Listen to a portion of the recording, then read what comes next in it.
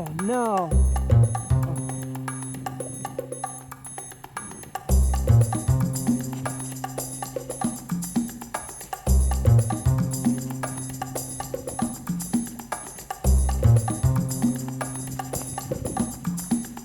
Wow.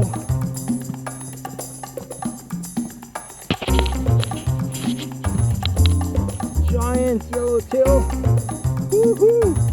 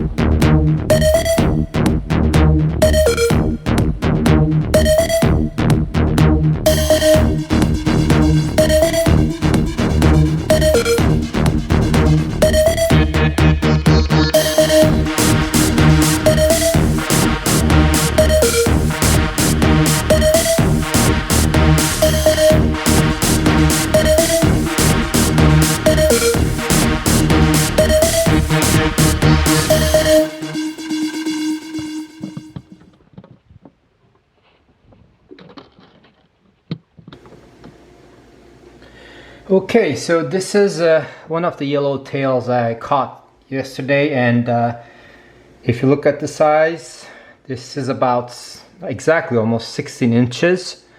So it's a big fish, and I like to cook snappers, especially yellowtail snapper, whole, just because this fish is so tasty that I feel like if I fillet it, I'm gonna be wasting half of the fish. It's very important that you handle the fish right. What I do is after I catch the fish, I put in the live well, try to keep it alive, and then before I take it to the ice, I bleed the fish. That way, you know, the blood doesn't stay inside the fish. Of course, there will always be some blood left in the fish, but it's good to bleed the fish. Well, and then I put in ice. I make sure that the fish is fully covered with ice. That way it stays fresh. And when I come home, I clean the fish. As you can tell, I took all the, let's take this away. I took all the scale off. And then when you look inside, I got it. Now, here, let me just turn the light towards the light. As you can tell, there's absolutely no blood. In fact, when you take all the guts out, there is a little membrane over here that covers this part. You need to make sure that you take your knife and cut that all the way. And then what I do is I take the garden hose and I blast off all the blood and whatever it's left in there. That way it's crystal clear. As you can tell, there's no blood. You don't want any blood because all that blood will basically ruin the taste.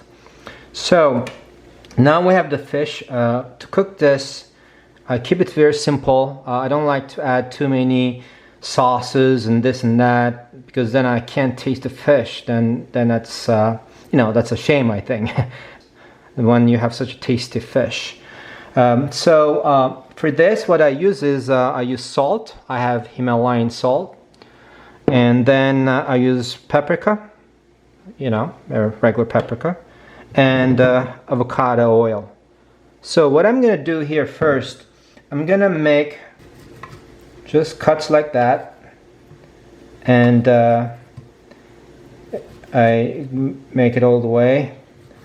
So I cut this like that, and then do the same here on the other side. Make cuts like this, and just like this.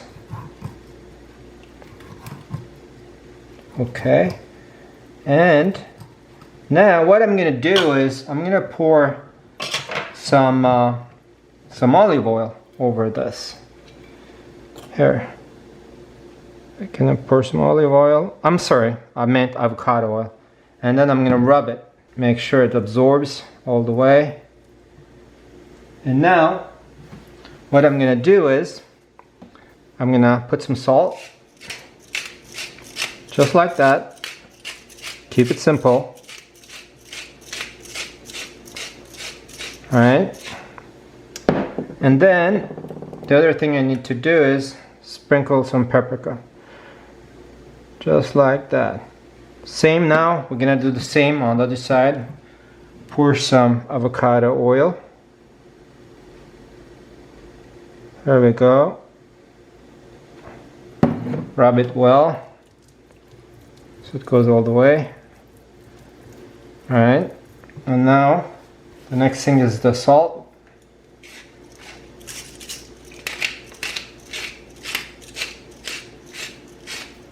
Okay, yeah, salt is important. Yeah, you know, it gives a lot of flavor. Some paprika. And our fish is ready to go. It's that simple. It takes very little time, and once the grill is ready, the electric grill that I'm going to show you right now, I'm just gonna put it there, and it's gonna take I don't know, it may take a little bit more than usual because this fish is quite thick, so it has to, you know, cook all the way. Alright, so let's go to the grill then. Okay, for grilling, I like to use this indoor grill. It's I picked this one up from Brandsmart. It was about $45 or so, and it's very practical. It's only 3 pieces. This comes off, and then there's this, and that's it. You never clean this one on the bottom anyways. You just clean this, and it doesn't create much smoke. I believe, you know, I'm supposed to put some water in here, but I never did, and I never had any issue with smoke. And this is cast iron, pretty heavy, so we just clean this. I've been using this for a while, so there's a little bit of crust on it. I guess that's okay. And so there's a cover. It goes over the top, and that's it. And then you turn this on. Boom.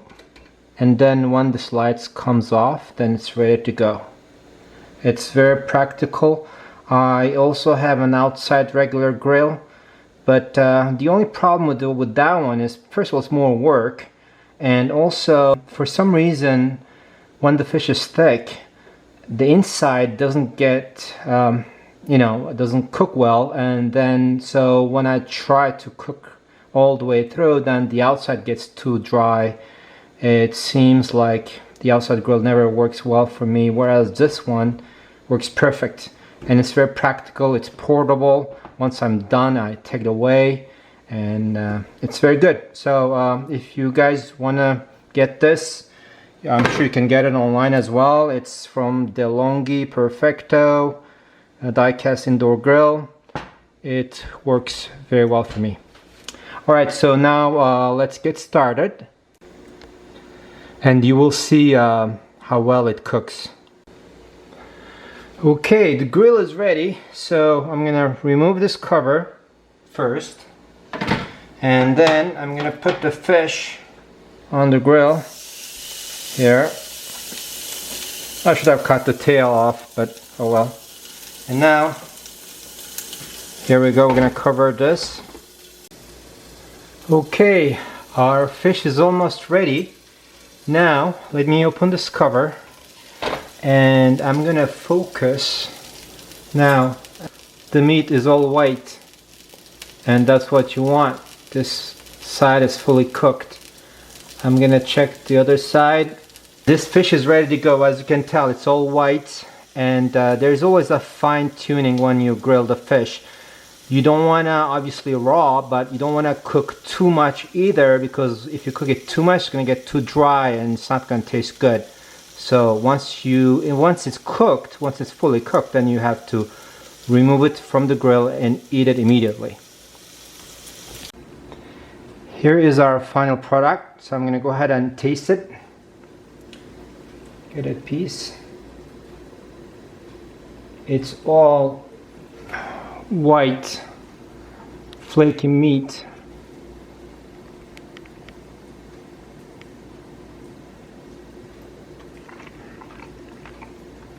It tastes really good. Alright then, I'm gonna go ahead and enjoy this fish. If you like this video, please give me a thumbs up, hit that like button, and subscribe to the channel, and see you at the next adventure.